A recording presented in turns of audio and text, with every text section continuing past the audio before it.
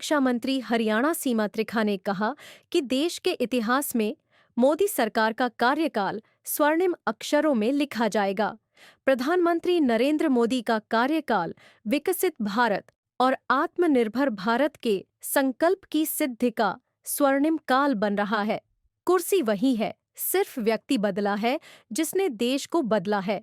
विश्व में पीएम मोदी के नाम का डंका बज रहा है। पूर्व शिक्षा मंत्री सीमा त्रिखा वीरवार को पलवल के जिला सचिवालय के सभागार में पीएम श्री नरेंद्र मोदी के नेतृत्व में भाजपा सरकार के केंद्र में 11 साल पूरे होने पर प्रेस वार्ता कर रही थी। सीमा त्रिखा ने मोदी सरकार की 11 साल की उपलब्धियां गिनवाते हुए कहा कि प्रधानमंत्री मोदी के पास 50 साल का विजन है। प्रधानमंत्री ने इन 11 वर्षों में परिश्रम से पराकाष्ठा का मिसाल दी है। पीएम मोदी ने अकेले नहीं बल्कि खुद को तपाकर 140 करोड़ देशवासियों के परिश्रम, त्याग और सपनों को साकार किया है। प्रधानमंत्री मोदी की सरकार गरीब, किसान, युवा, महिला व बुजुर्गों को समर्पित सरकार है। उन्होंने कहा कि मोदी सरकार में 80 करोड़ से ज्यादा जरूरतमंदों को प्रधानमंत्री गरीब कल्याण अन्न योजना के अंतर्गत मुफ्त में राशन दिया जा रहा है। उन्होंने कहा कि जहां 2014 से पहले 500 रुपये से खाते खोले जाते थे, वहीं प्रधानमंत्री मोदी की सरकार में जनधन योजना के तहत गरीबों के खाते खुलवाने की शुरुआत की। वहीं बिचौलियों का सिस्टम खत्म करते हुए पेंशन सीधे लाभार्थी के खाते में डलवाने का कार्य भी पीएम मोदी के सरकार में हुआ है।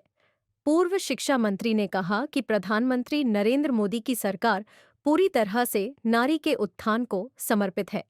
मोदी सरकार ने मुस्लिम समाज की महिलाओं को 3 तलाक कानून खत्म कर राहत पहुंचाने का कार्य किया। वहीं पीएम मातृत्व योजना का लाभ देकर गर्भवती महिलाओं को आर्थिक सहायता प्रदान की। मोदी सरकार में ही मातृत्व अवकाश को 12 सप्ताह से बढ़ाकर 26 सप्ताह किया गया है। इसके अलावा भी अनेक योजनाएं महिलाओं के उत्थान के लिए धरातल पर उतारी गई हैं। उन्होंने कहा कि प्रधानमंत्री मोदी के नेतृत्व में देश सशक्त निर्णय लेने में सक्षम हो रहा है। ऑपरेशन सिंदूर सिर्फ एक सैन्य मिशन नहीं है, यह हमारे संकल्प, साहस और बदलते भारत की तस्वीर है। पीएम मोदी के कुशल नेतृत्व में रक्षा क्षेत्र में भी भारत आत्मनिर्भर बन रहा है। भारत आज रक्षा मामलों में हर क्षेत्र में मजबूती के साथ खड़ा है। देश का रक्षा बजट भी 34 गुना बढ़ाकर देश को मजबूत करने का कार्य मोदी सरकार ने किया है। इन 11 सालों में जम्मू कश्मीर से धारा 370 हटाना, 3 तलाक खत्म करना, जीएसटी लागू करना, वक्फ बिल जैसे सख्त निर्णय लिए गए हैं। पूर्व शिक्षा मंत्री सीमा त्रिखा ने कहा कि हरियाणा की नायब सरकार मोदी सरकार के दिशा निर्देशों पर जनकल्याण के कार्यों को आगे बढ़ा रही है। मुख्यमंत्री नायब सिंह सैनी ने चिरायु आयुष्मान भारत स्वास्थ्य बीमा योजना के दायरे का विस्तार कर अधिक से अधिक लोगों को लाभ देने का कार्य किया है। प्रदेश सरकार ने वृद्धावस्था सम्मान भत्ता 3 गुना बढ़ाकर 2024 में 3,000 रुपये प्रति माह कर दिया। उन्होंने कहा कि भाजपा किसान हितैषी सरकार है। अन्नदाताओं को डीबीटी द्वारा आर्थिक रूप से सशक्त किया जा रहा है। प्रदेश में हर घर हर गृहिणी योजना के तहत 13 लाख परिवारों को 500 रुपये में गैस सिलेंडर दिया जा रहा है।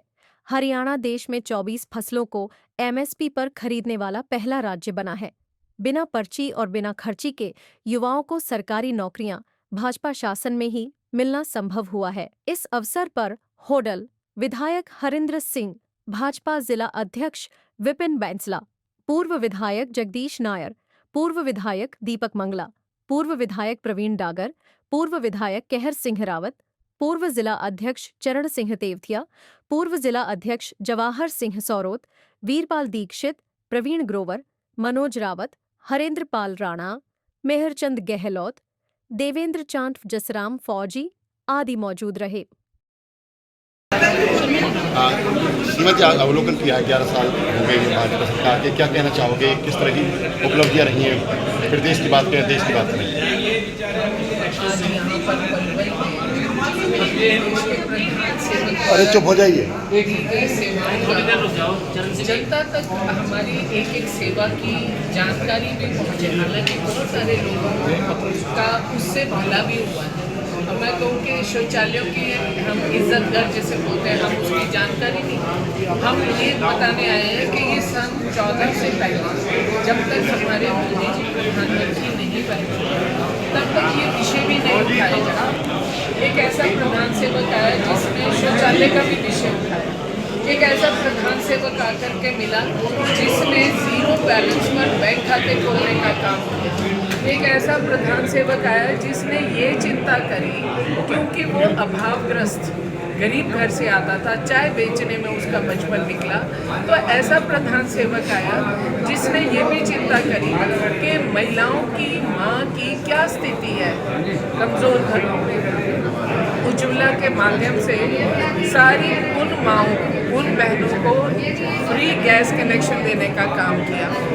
एक ऐसे परिवार का बच्चा जिसके हाथ में भारत की बागडोर जब आती है तो वो चिंता करता है कि इस देश की आबादी जो अभावग्रस्त है, आज 80 करोड़ से ज़्यादा लोगों तक माननीय मोदी जी के माध्यम से लोगों के घरों में राशन जाने की व्यवस्था करेंगे। जब व्यक्ति का पैसा जुड़ने के लिए खाता खुल जाए, उसे बिना किसी की रिश्वत दिए हुए उसके खाते के अंदर उसकी पेंशन या योजना के पैसे आ जाए, उसके घर में गैस का चूल्हा चला जाए, उस गरीब व्यक्ति के घर में यदि बीमार हो जाए तो हॉस्पिटल जाने में लाखों खोलने पड़ते हैं। तो 5-5 लाख का आयुष्मान हर व्यक्ति को उन्होंने सेवा का एक बोलेंगे एक राशि उसको सेवा का माध्यम दिया, जो सरकार ने।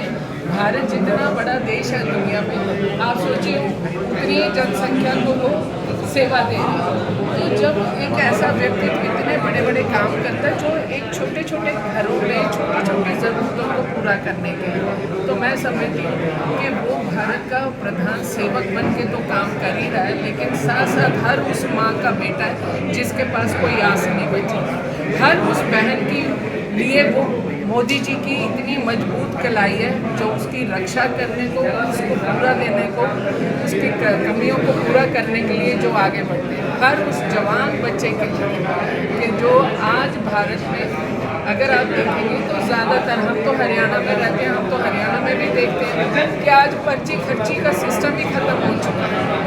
आज जो है आप काबिलियत के दम पर नौकरी ले रहे हैं, तो हर चीज़ की सुविधा उनके 140 करोड़ से ज़्यादा भारतवासियों के घर पहुँचे। ना धर्म देखी, ना जात देखा, ना राजनीतिक रिश्ता देखा, सिर्फ उस आदमी ने सेवा की। और जब हम अपने देश की बात करते हैं, सन 14 से पहले जो सरकारें रही, कितने एयरपोर्ट तब थे और उससे 3 गुना आदरणीय मोदी जी ने अभी बना दिए। हमारे पास ESI कितनी थी और आज की संख्या लगभग 3 गुना बढ़ गई। हमारी जो IT सेक्शंस हम लोग देखते हैं उसकी संख्या क्या थी, वो भी आज 3 गुना बढ़ कर के आई है। और देखें तो दुनिया में भारत का रुतबा कहाँ से कहाँ पहुँचा। जब 14 से पहले की सरकारें थी तो अर्थव्यवस्था में भारत 11वें नंबर पर आता था। माननीय मोदी जी ने कहा था कि मैं 24 के बाद इसे तीसरी लेवल पर लेकर आऊँगा, लेकिन अभी साल भी नहीं हुआ है उनको, अभी 9 जून को। तो कुछ दिन पहले का जो सर्वे था उसमें हम विश्व में 4थे स्थान पर आके खड़े हुए। कोरोना में दुनिया की मदद करना जो हमारा इसलिए बोल रहे हैं कि भारत माता की जय बुलाने वाला जब व्यक्ति सड़क से निकलता है तो दुनिया कहती है बीजेपी का होगा। तो ये जो शब्द है वसुदेव कुटुंबकम, ये भारत का प्राचीन जिसे हम कहते हैं इतिहास, भारत की सांसें हैं। भारत में कोई दुनिया को सीमाओं में बांटना नहीं चाहता। भारत चाहता है कि पूरा का पूरा विश्व एक कुटुंब हो। उस नाते कोरोना काल के अंदर माननीय प्रधानमंत्री जी ने अपने जितने देशों ने उनसे मदद मांगी, हर देश की मदद करने के लिए उनका हाथ आगे गया। फिर जो यूक्रेन का युद्ध है वो मैं खास तौर से हमेशा चर्चा करती हूँ कि कि एक देश के प्रधानमंत्री के लिए दो लड़ते हुए लोग कहते हैं हम रुक जाते हैं, आप अपने लोग ले जाओ, और हमारे जब लोग आते हैं तिरंगा देख करके युद्ध रुक जाता है। और उसी तिरंगे के नीचे जिनकी वजह से मोदी जी को ऑपरेशन सिंदूर करना पड़ा, उस देश के लोग भी उसी तिरंगे की सहायता लेकर के निकले। ये एक परोपकार का जो हमारा डीएनए है, भारत का डीएनए है परोपकार, भारत का डीएनए है वसुधैव कुटुंबकम, और इन्हीं संस्कारों को लेकर के मोदी जी सेवा में आगे बढ़ रहे हैं। ऑपरेशन सिंदूर के लिए भी देखिए आज सारा देश मोदी जी के साथ चल रहा है। कुछ देश हैं जिनको अपने अस्तित्व का डर लगता है, तो ऐसे देशों को जब अपने अस्तित्व का डर लगेगा तो वो आपके सेवादार, आपका जो मददगार है, आपका जो प्रधानमंत्री है उस पर कटाक्ष करेंगे। तो अपने प्रधान सेवक को बचाना भी भारत के नागरिकों की जिम्मेवारी है, ताकि हमारा देश ऐसे ही मजबूती से आगे बढ़े और दुनिया में जो हम कहते हैं कि विश्व गुरु के स्तर पर है, हम चाहते हैं कि भारत सब तरह भारत माता की जय हो। जहाँ मोदी जी जाते हैं तो लोग हेलो हाय में दोनों हाथ जोड़ करके नमस्ते करते हैं। अभी भी जारी है ऑपरेशन सिंदूर, और हमारे देश के प्रधानमंत्री जी ने कहा है कि ये तब तक जारी रहेगा, ये हम बंद नहीं कर रहे। यदि कोई भी गतिविधि अगर पाकिस्तान करता है तो हमारी सेनाएं अपनी पूरी ताकत से उनके घर में घुस के उनको खदेड़ करके आएंगी, जैसा उन्होंने अभी किया। और अभी देखिए ना ऑपरेशन सिंदूर के बाद